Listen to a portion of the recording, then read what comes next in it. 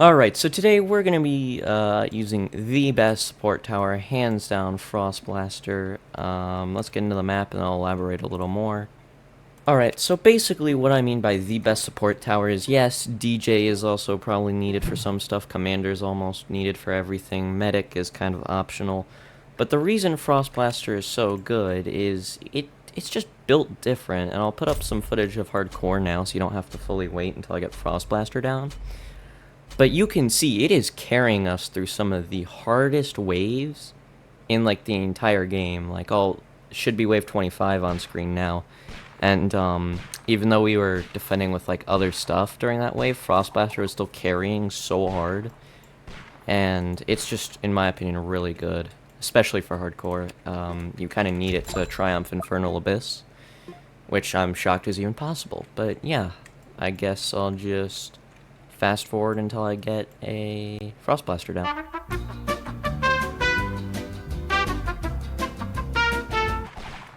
Alright, here we go. Now we have our Frost Blaster down. We'll get him to level 1. And now that it's wave 10, you can finally see just how good it is, because it'll be going up against a boss. And the reason I'm saying it's the best support is 'cause it's not, like, yeah, it deals decent damage when you upgrade it, but I'm not using it for damage, so that's why I'm gonna still spam Cowboys, but you know. So here you can see it's already freezing a ton of things, and it does not count as stunning, it counts as freezing. Thank God TDS classifies them separately. And you can see the abnormal boss is just, you know, he can't really do anything in that scenario. And basically what this will allow me to do this match as well is I can just greed with level 2 Cowboys. I don't need to get a level 3 because this guy has hidden and lead detection, which is why he's so viable for hardcore. Again, I'll put some footage up, hopefully, unless I decide not to, of us killing the invisibles and the leads with him. And he's just really viable, especially at level 2 for lead and hidden detection.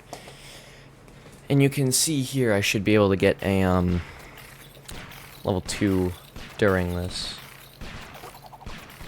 Now he really starts to actually, like, deal damage. I forget exactly how to do measurements, but it's like you take 4 and you divide it by how fast they attack. That gives you a DPS, I think. So supposedly he has a DPS of like 5. I don't entirely know if that's true or not. But you can see he basically kills all the shadows instantly. Okay, one of them leaked on 4 HP, but whatever, it's fine. It's fine. We'll deal with it. And can just spam more level 2 Golden Cowboys now, since clearly waves 13 and 15 won't be big deals at all.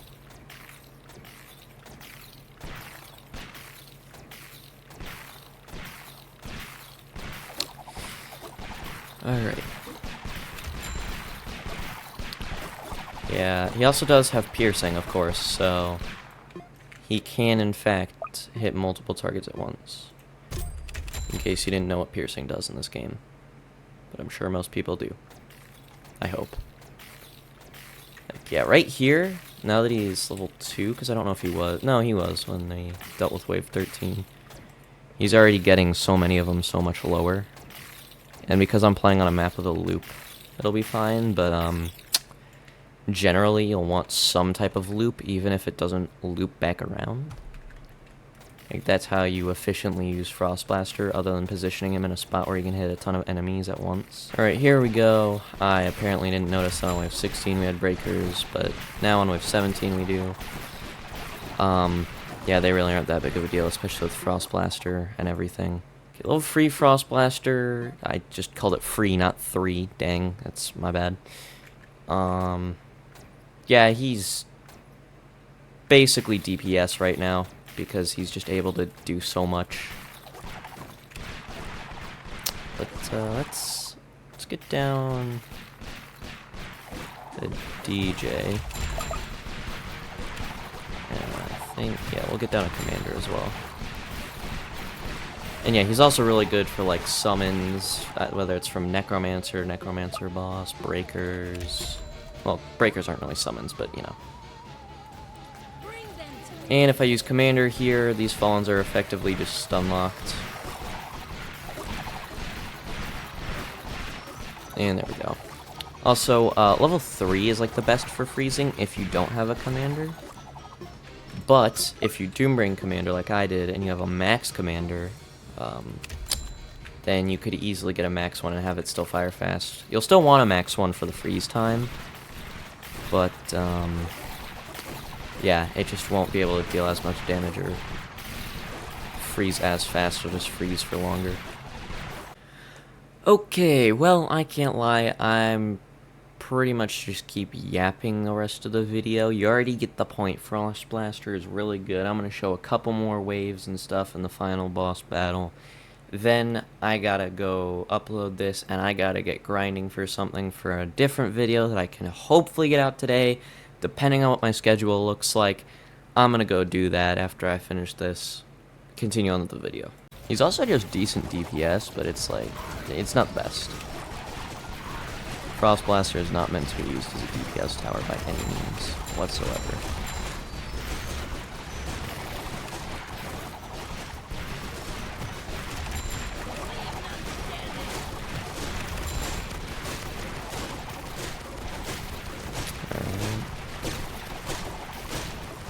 Yeah, I don't entirely know what to commentate on anymore. But you can see Frost Blaster's kind of cleaned up the tank there. And this is only one of them, too. You can place up to 10. Which I think I might set this guy to last, so he gets the Pierce. And get this guy down. And get him for first targeting. So I wouldn't even count Toxic Gunner as a freezing.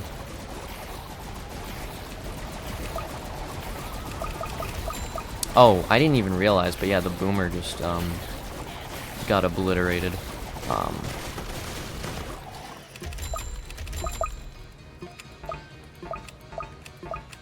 Yeah, alright, well, I guess I can only place commanders down now.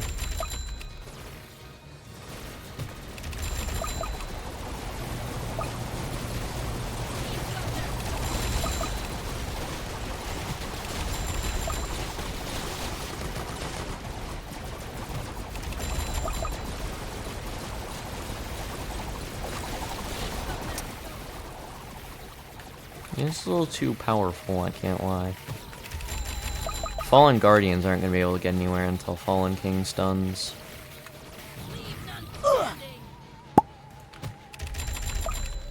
And we still have War Machine sentries, which means that we're in business. We're cooking, you could say. Thank God for War Machine sentries having explosives with splash damage.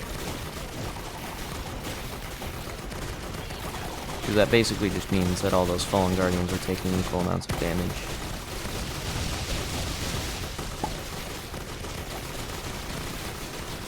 Doesn't even really matter that he did that to a couple of my commanders or anything. And those Fallen Guardians are still alive, somehow. The Fallen King has managed to get in front of the Fallen Guardians and enter Rage Mode to summon even more behind them. And he just double sword attacked.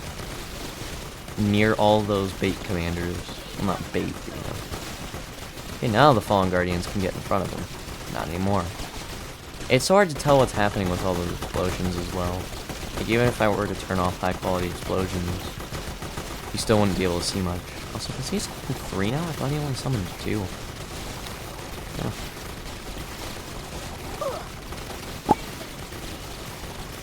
Okay, he stunned my stuff and then went immune, so they can all be ready to shoot at him again after he's done being immune. Don't really see his thought process there. Okay, well, that was a little too easy. You could see he got over here. And I was only using Engineer, which even post-buff kind of struggled, you could see. But with Frost Blaster, it was still slowing the Fallen King a little bit. You could see he was, like, shaking the whole time. And the Fallen Guardians were all still alive somehow. Like, we were just stalling everything else so that most of our DPS could focus on the Fallen King. Which, really helped a lot. But yeah, Frost Blaster is the best support tower. Obviously, there's, you know, Commander and DJ, which are basically required. But yeah, please sub. I am trying to get to 1K subs by the end of April. And I'll see you guys in the next video later.